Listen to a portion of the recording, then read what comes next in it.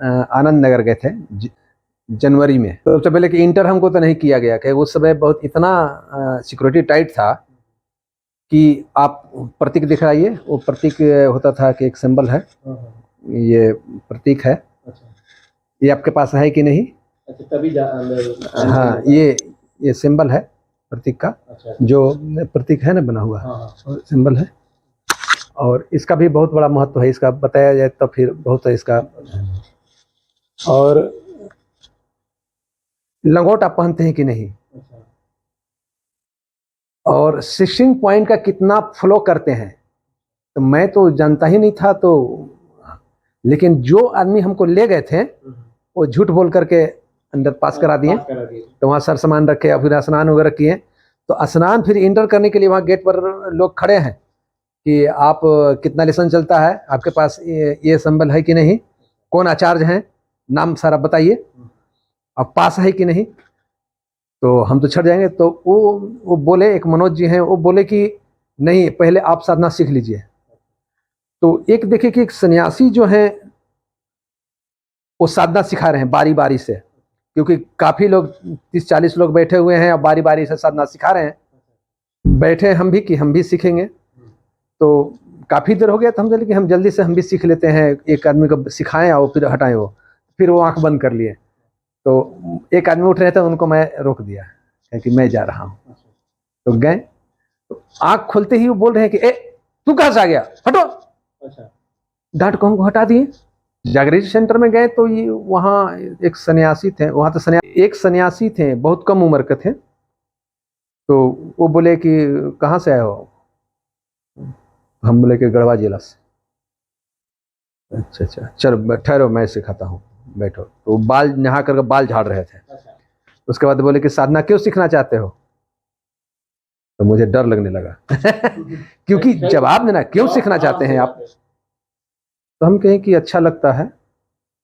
तो क्यों अच्छा लगता है, इसका जवाब। तो हम बोले कि हम बाबा नाम के लिए हम कीर्तन करते हैं। तो एक प्रेत हम पर आता था और बोले, तो वो भाग गया। हमसे कुछ जबरदस्ती करना चाहा, लेकिन मैंने उसका यूज किया तो भाग गया वो, इसलिए उससे हमको अच्छा लगता है। कहाँ रुके हो? हम बोले कि पंडाल में। पंडाल में कैसे चला गया? अब तो हमें डर लगने लगा कि पंडाल में कैसे चला गया।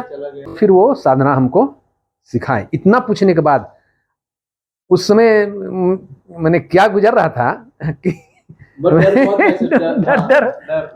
तो गए तो 12 बजे के बाद बाबा का आगमन हुआ पहला प्रवचन के लिए। तो मैंने उनको देखा तो कहा कि ये गुरु हैं,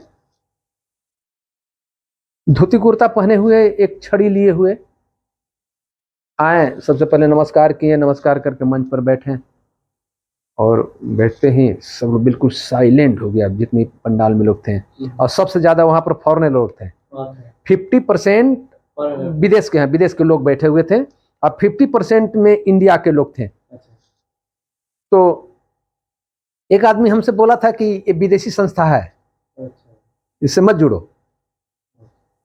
तो हमें कहा कि वास्तविक विदेशी संस्था के विदेश के लोग के देख रहे हैं हम यहाँ, और कहें कि ये कैसे गुरु हो सकते हैं कि ये इनका कोई माला भी नहीं है, माला भी एक साधारण पहनाया गया तो वो भी निकाल करके रख दिए वो, और धोती कुर्ता पहने हुए एक छड़ी लिए हुए हैं।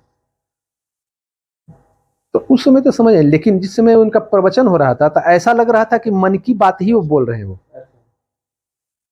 अपने मन, हाँ, जो मन में है, कहे कि प्रश्न तो आपके पास बहुत सा है, लेकिन वो जो बोल रहे हैं लग रहा है कि आपका प्रश्न का जवाब मिल रहा है।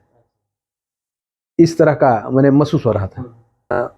इनको समझने का मौका कब मिला हमें कि ये 1990 में शरीर छोड़ दिए। लेकिन मैं अब जैसे कैसे नीरो अभी साधना लिया करता है, मेडिटेशन करता है, तो उस समय पता नहीं चलता था। लेकिन बहुत सा नियम है, हमें लहसुन प्याज नहीं खाना है, हमें मांस मछली नहीं खाना है। उस समय हम मांस मछली खाते थे, लहसुन प्याज खाते थे। घर में माँ बिल्कुल फाइट करने लगी। माँ बोलने लगी कि लहसुन प्याज कैसे नहीं बनेगा, तुम्हारे लिए मैं खाना नहीं बनाऊंगा, मैं बनाऊंगा। हम कहे तो बनाओ। तो वो जो बनाती थी चावल, उसमें से हम वाइफ को कहते थे कि माड़ और थोड़ा सा चावल हमारा निकाल देना, और सब्जी जो बनेगा तो उसमें से निकाल देना बिना लहसुन प्याज का, नहीं तो हम ऐसे ही नमक डालकर खा लेंगे। अच्छा।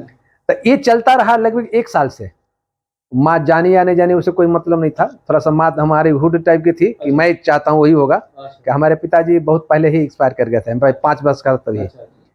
तो माँ थोड़ा सा थी केटल, मैं जब कह रहा हूँ वही होगा। अच्छा। तो वो त्योहार के समय जब आया होली और दशहरा एक मौके, तो वो मांस ले आती थी। अच्छा। वो अपने से। अच्छा। और वो बनाई तो दशहरे का समय था, तो हमें क्या क्या व्यंजन बनता है, पुआ वगैरह हमारे यहाँ बोला जाता है, और धुसका बोला जाता है, पूड़ी बोला जाता है। तो उस थाली में सजा करके कहे कि बाबू आओ बैठ खा। तो हम कहले कि हम तो ना खाओ मैं। तो कहे कि आज भर खा लो, आज भर खा ला, फिर बाद में खाइए। हम कहले कि नहीं हम नहीं खाओ। तो नहीं बोले तो मायूस हो गई। तो फिर बोली कि ना कि अच्छा ये धुसका खा लो। हम तो वो नमकीन जो बना था उसको लिए, और वो सब हम नहीं खाए। तो फिर 1 साल के बाद आ गया होली, तो होली में भी ले आई। होली में लेके तो होली में भी बनाई। अब बनाई तो फिर बोले कि आज होली है बाबू, आज खा ला, फिर मत खाइए। हम कहले कि नाम आए हम ना खाओ। हम फिर बोले कि नहीं खाएंगे। तो वो बहुत मैं कहे कि तू ना खबी तो हमू ना खबी। अच्छा। ये माँ बोली आपकी? हाँ, कि आज के बाद अब हम हूं ना कभी कभी। अच्छा। तो उस दिन से वो छोड़ दी। फिर उसके बाद मांस हमारे यहाँ बना ही नहीं कभी। अच्छा। ये मन में फीलिंग था कि एक धोती कुर्ता साधारण पहने हुए व्यक्ति ये कौन है। सोचते सोचते मैं सो गया। अच्छा। ये मन में फीलिंग है कि हम आज तक हम आपको नहीं जान पाए। तो ये कहे कि भाई आप हैं, मैं सदाशिव का पूजा करता था, आप सही हैं कि सदाशिव सही है। शाम का समय था, दुकान से आया था, और ये सोचते सोचते अचानक मैंने फीलिंग आया, और मैं सो रहा था। एक प्रकाश आया और बिल्कुल मैंने वाइट हो गया। अच्छा। रूम जो था, मैं अभी उसी रूम में रहता हूँ जो रूम में रहता हूँ, बिल्कुल इतना वाइट हुआ कि आंख खुल ही नहीं रहा है। मैं उठ के बैठ गया। अब मैं प्रयास कर रहा हूँ खोलने के लिए, तो खुले बिल्कुल वेल्डिंग जो होता है ना, उससे भी तेज प्रकाश, और ये खुल नहीं रहे आंख। तो फिर मैं कहा कि आप कौन हैं, मैं तो सहन नहीं कर पा रहा, मैं देख नहीं पा रहा हूँ। इतना बोलते ही वो तुरंत विलुप्त हो गया, और मन जो है बिल्कुल हल्का हो गया। तो हमें लगा कि मैं गलत जगह नहीं हूँ, क्योंकि ये मन में फीलिंग था कि भाई आप सही हैं कि सदाशिव सही है। ये मन में केवल फीलिंग हो रहा था।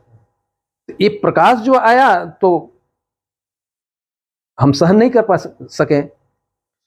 तो हमें लगा उस समय कि मैं गलत जगह नहीं हूँ। एक बार मैं घर बना रहा था और चिंता हो रही थी कि घर में आप गए ना, देखे तो मैं तो इधर से दीवार बनाना, इधर से बहुत, उस समय जिस समय बना 2009 की बात है। हाँ, मैं बना रहा था, तो चिंता हो रही थी कि कैसे ईंट लगेगा, कैसे होगा, कैसे कैसे, क्योंकि बच्चे सब, इन लोग सब छोटा छोटा था, और घर में और हमारे साथ कोई नहीं था, मैं अकेला था। तो बाबा स्वयं दर्शन दे दिए और बोले कि देखो जी इसको बना लो, इधर से चेक करके तो पहले इधर से करो। वो गाइडेंस दिए कि देखो तुम इधर से कर लो, तुम इधर से इसको कर लो, इसको अच्छा से बना लो जी। तो मैं उनसे पूछ रहा हूँ कि बाबा आप कुछ खाइए ना। कहेंगे नहीं नहीं नहीं मैं कुछ खाऊंगा नहीं। कुछ खाइए ना, नहीं नहीं नहीं। अब आंख झपा हुआ है बिल्कुल, मैं समझ रहे अब क्या मैं बोल रहा हूँ क्या दिन में। और एक बार दर्शन हुई कि मैं बिंडमगंज चला गया था। बाबा हाथ पकड़ते हैं और मैं सोया वो हाथ पकड़ के उठा कर बैठा देते हैं। अब बोलते हैं कि आज के बाद तुम बिंडमगंज नहीं जाओगे, और आज के बाद देखो कोई साधना करे चाहे नहीं करे, लेकिन तुमको जाना है आश्रम में, तुम वहां साधना करोगे। और हम कहते ठीक है। इतना बोलते ही मैं बैठे बैठे चौक गया, वो गायब हो गए। वो बस ये झपे हैं, आंख बंद है वैसे ही। हाँ, और फिर उसके बाद चेतन अवस्था नहीं, अचेतन अवस्था। हाँ, उसके बाद मैं बैठे रह गया, वो गायब हो गए।